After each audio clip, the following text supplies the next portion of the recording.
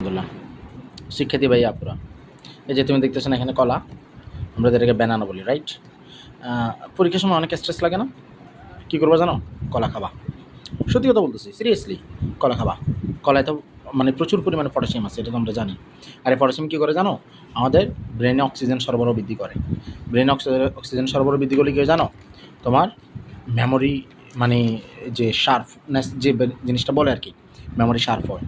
তারপরে তোমার ফোকাস বাড়ায়, ঠিক আছে? এর বাইরে এই কলাতে ভিটামিন B6 আছে আর ট্রিপটোফ্যান আছে।